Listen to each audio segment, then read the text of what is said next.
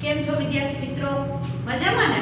ચાલો આજે આપણે ધોરણ 8 સામાજિક વિજ્ઞાન એમાં પાઠ નંબર 11 સંયુક્ત રાષ્ટ્રો એના વિશે અભ્યાસ કરવાનો છે. આપણે આગળના લેક્ચરમાં જોયું હતું કે ભાઈ આ સંયુક્ત રાષ્ટ્રો જે છે એની સ્થાપના ક્યારે કરવામાં આવી, એના અંગો વિશે આપણે ચર્ચા કરી હતી કે કયું અંગ શું કાર્ય કરે છે. બીજું આપણે જોયું હતું કે ભાઈ સંયુક્ત રાષ્ટ્રની જ્યારે સ્થાપના કરવામાં આવી ત્યારે 51 સભ્ય રાષ્ટ્રો હતા અને 2011 માં 193 જેટલા સભ્ય રાષ્ટ્રો એના બની ગયા. બરોબર છે. હવે તો જેમ બને એમ સભ્ય રાષ્ટ્રો છે એ બનતા જ જાય છે. એટલા ત્યાં સુધી આપણે જોયું હતું.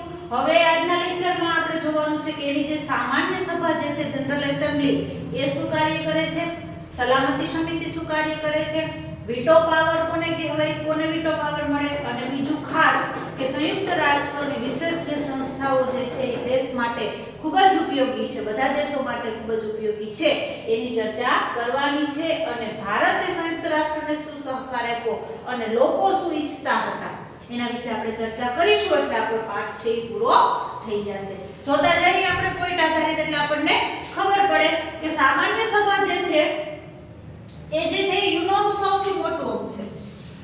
યુનોનું સૌથી મોટું અંગ કયું તો કે સામાન્ય સભા જે વિશ્વની પાર્લામેન્ટ છે. આપણે કેમ દેશની પાર્લામેન્ટ હોય, રાજ્યની પાર્લામેન્ટ હોય, એમાં વિશ્વની પાર્લામેન્ટ કઈ છે તો કે સામાન્ય સભા. ખાસ યાદ રાખવાનું જનરલ એસેમ્બલી. જોડાયેલા રાષ્ટ્રોના પ્રતિનિધિ તેમાં બેસે છે. આ જે સભા હોય છે બરોબર છે તેમાં જે સભ્યો યુનો સાથે જોડાયેલા છે, સંયુક્ત રાષ્ટ્ર સાથે જોડાયેલા છે એના જે સભ્યોના પ્રતિનિધિ જે છે એ જે રાષ્ટ્રોના પ્રતિનિધિ જે હોય છે એ તેમાં બેસી શકે છે. વધુમાં વધુ 5 પ્રતિનિધિ કોઈ પણ દેશના, બરાબર 193 દેશ એમાં એમ કે છે આપણને ખબર 2011 માં છેલ્લે 193 દેશ જોડાયા તો એમાંથી કોઈ પણ એક દેશના 5 સભ્યો બેસી શકે. ગમે એટલાની જે સભામાં જઈ શકે નહીં. એક દેશની લિમિટ કેટલી? 5 સભ્યો. પછી જ્યારે આની જે ચૂંટણી થાય ત્યારે એક દેશને એક જ મત આપવાનો. 5 પ્રતિનિધિ હોય તો 5 જુદા જુદા મત આપે એવું નહીં. એક દેશને કેટલો મત આપવાનો? એક જ મત આપવાનો. મત પ્રદાન વખતે એક રાષ્ટ્ર એક જ મત આપી શકે. આ એનો નિયમ ખાસ યાદ રાખવાનો. જ્યારે મત કરવાનું હોય છે, પ્રમુખની ચૂંટણી કરવાની હોય છે ત્યારે એક દેશ છે એક જ મત આપી શકે. પ્રતિનિધિ કેટલા બેસી શકે, સભ્યો કેટલા બેસી શકે તો કે 5. ખાસ યાદ રાખજો. વર્ષમાં એક જ વાર સભા ભરવામાં આવે છે જેમાં દરેક દેશમાંથી 5 પ્રતિનિધિઓ છે એ નિયુક્ત કરેલા હોય છે એ જતા હોય છે.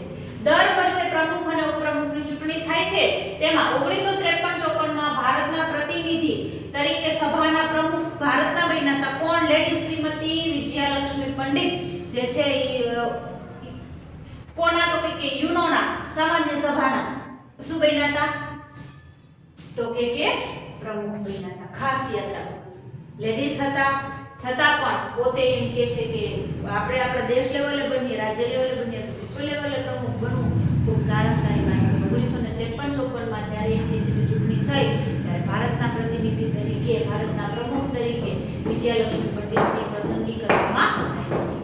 10 ડિસેમ્બર 1948 માનવ અધિકારોનું વૈશ્વિક જાહેરનામું મંજૂર કર્યું હતું કે માણસોને જે બધા અધિકારો જે છે એ મળવા જોઈએ. આવું એમ છે કે જાહેરનામું બહાર પાડવામાં આવેલું હતું. આવી રીતના સામાન્ય સભા છે એ કાર્યરત છે. ત્યાર પછી સલામતી સમિતિ જે પણ યુનોનું મહત્વનું અંગ છે એમાં 15 સભ્યો હોય છે. સલામતી સમિતિમાં કેટલા સભ્યો? 15 સભ્યો હોય છે. યુએસએ, બ્રિટન, ફ્રાન્સ, રશિયા, ચીન આ 5 છે એ કાયમી સભ્યો છે. એના ખાસ યાદ રાખજો. યુનોના 5 કાયમી સભ્યો ક્યાં તો કે યુએસએ, બ્રિટન, ફ્રાન્સ, રશિયા અને ચીન. બાકીના જે છે એ બધા કેવા સભ્યો છે તો કે બિનકાયમી સભ્યો છે. કાયમી સભ્યો છે નહીં. આ જે 5 કાયમી સભ્યો છે એને તમામ પ્રકારના હક છે એ મળેલા છે. ખાસ તો વીટો પાવર મળેલો છે. જોશું આપણે.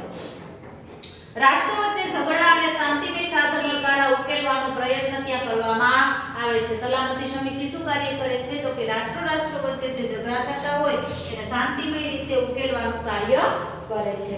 સચિવાલયના વડા એટલે કે મહામંત્રી તરીકે ઓળખવામાં આવે છે. તેમની નિમણૂક સલામતી સમિતિની ભલામણથી સામાન્ય સભા કરે છે. જો સચિવાલયના જે મુખ્ય વડા એને શું કહેવામાં આવે છે? મહામંત્રી કહેવામાં આવે છે. તેની પસંદગી કોણ કરે છે તો કે સલામતી સમિતિની ભલામણથી સામાન્ય સભા એની નિમણૂક કરે છે કોની? તો કે મહામંત્રીની. તે મુખ્ય વહીવટી અધિકારી છે જે એમ કે છે કે યુનોનો તમામ વહીવટ કરે છે કોણ? તો કે જે આ મહામંત્રી હોય છે તે. હવે જો વીટો પાવર કોને મળે છે? વીટો એટલે શું? તો કે સલામતી સમિતિના કોઈ પણ નિર્ણય માટે 5 સભ્યોને મંજૂરી માટે મત લેવાનો હોય છે. સલામતી સમિતિના મુખ્ય 5 એમ કે છે કે કાયમી સભ્યો ક્યાં? યુએસએ, બ્રિટન, ફ્રાન્સ, રશિયા અને ચીન.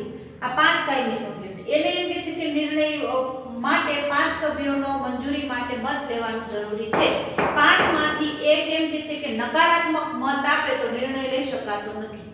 આ જે 5 છે એમાંથી આ જે ચીન છે એમ કહી દે કે અમને આ નિર્ણય લીધો યોગ્ય નથી, તો એ જે તે નિર્ણય છે એ પસાર થતો નથી.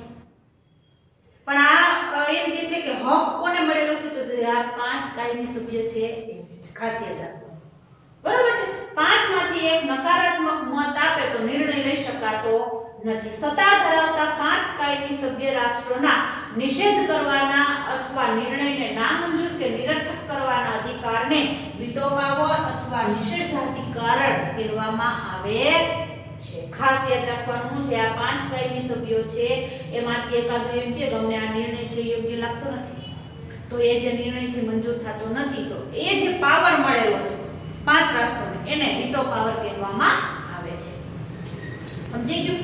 ત્યાર પછી જોઈએ આપણે કે સંયુક્ત રાષ્ટ્રોની વિશેષ સંસ્થાઓ જે છે એ શું કાર્ય કરે છે. ખૂબ જ સારું એવું કાર્ય કરે છે, જેના લોગો આપણે કોઈ પણ વસ્તુ લેવા માટે જઈએ છીએ તો એના લોગો આપણે જોઈએ છીએ. અવારનવાર આ જે સંસ્થાઓ છે એના વિશે આપણે ન્યૂઝમાં પણ સાંભળતા હોઈએ છીએ. એવી જ પહેલી જે સંસ્થા છે વિશ્વ આરોગ્ય સંગઠન WHO, જે અત્યારે ખૂબ કાર્યરત છે કોરોના માટે.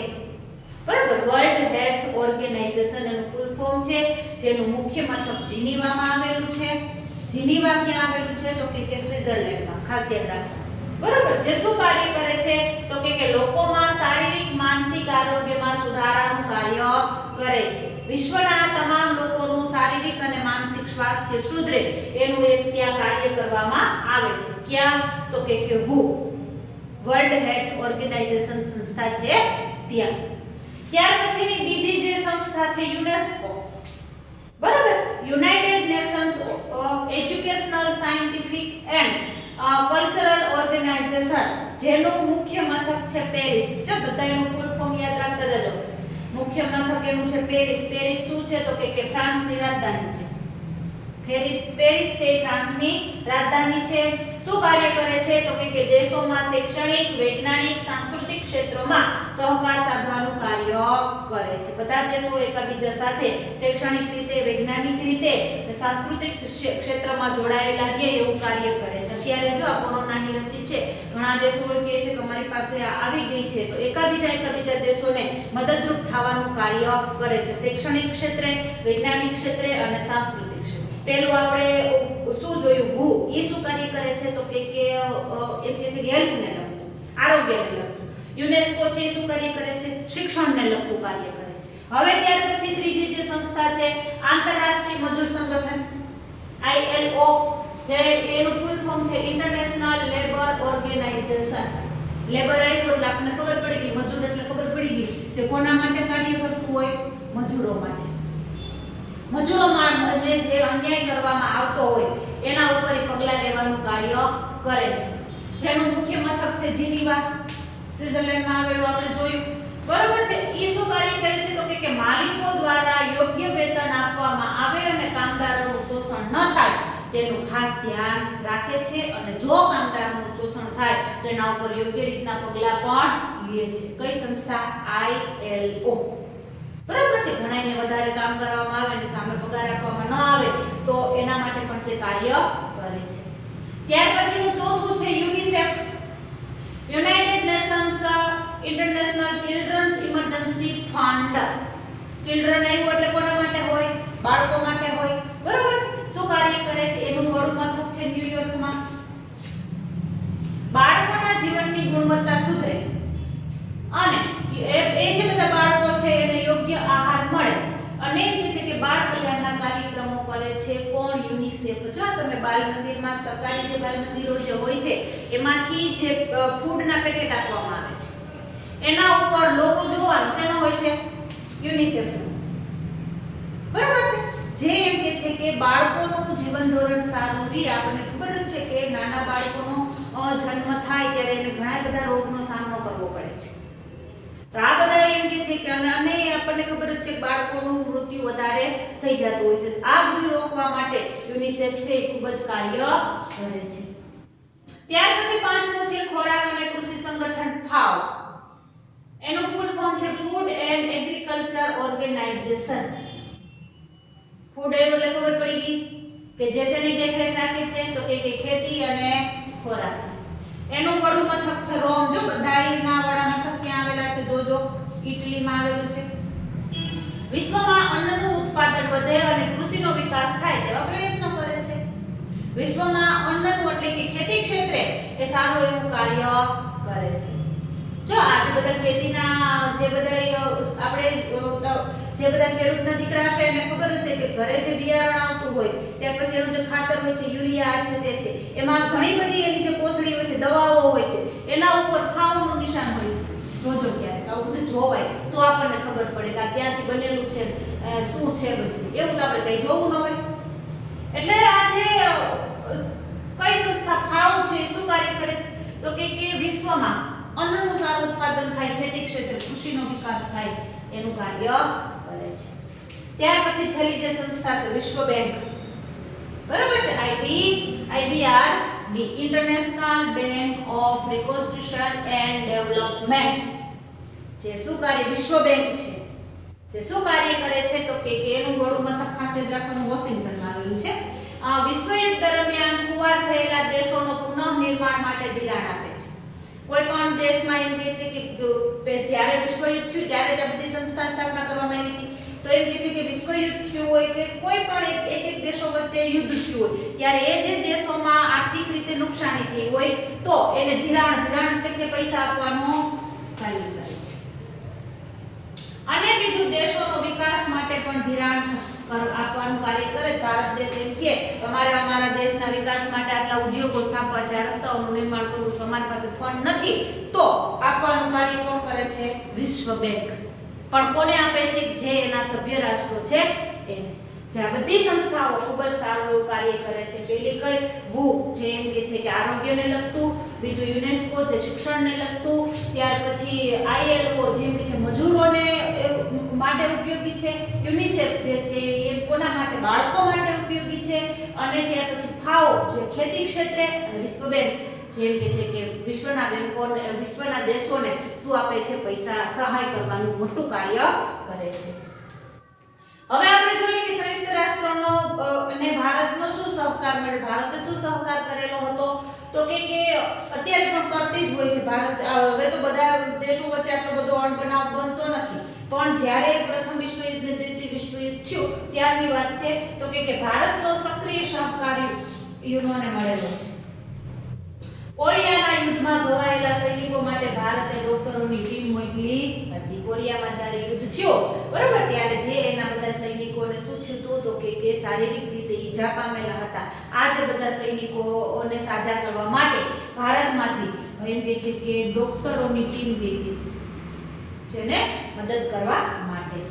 ભારતીયોએ મહત્વના હોદ્દા ધારણ કરી પોતાના જ્ઞાન અને અનુભવોનો લાભ યુનોને આપ્યો. ભારતીયોએ યુનોમાં સારા એવા હોદ્દાઓ ધારણ કર્યા અને આપણામાં જે જ્ઞાન છે, જે અનુભવ છે એ એમ કે છે કે યુનોમાં એમ કે છે કે રજૂઆત કરવામાં આવી કે જેના દ્વારા વિશ્વના લોકો છે એ સારો એવો લાભ મેળવી શક્યા. ત્યાર પછી માનવીની ઉજ્જવળ આશા હતી. શું આશા હતી તો કે વિશ્વ શાંતિ માટે બધા રાષ્ટ્રો યુદ્ધ નહીં કરવાની અને ઘાતક શસ્ત્રોનું ઉત્પાદન બંધ કરવાની પ્રતિજ્ઞા લે. બરાબર. જો કે વિશ્વમાં શાંતિ લઈ આવી હોય ને તો બધાય રાષ્ટ્રોએ નક્કી કરવાનું યુદ્ધ કરશું નહીં. અને બીજું શું તો કે જે બધા ઘાતક શસ્ત્રોનું ઉત્પાદન થતું હતું અણુ બોમ્બ ને આ છે તે છે એ એમ કે છે કે એનું ઉત્પાદન કરવાનું બંધ કરી દે. જરૂર શું છે? જો આપણે અંદરો અંદર ઝઘડો જ કરવાનો નથી તો આ બધા શસ્ત્રોના ઉત્પાદનની કઈ જરૂર છે નહીં. પણ તોય હજી સુધી આપણે સુધરા નથી. હજી પણ એકબીજા દેશમાં ઘણી વખત યુદ્ધો આપણે જોઈએ છીએ.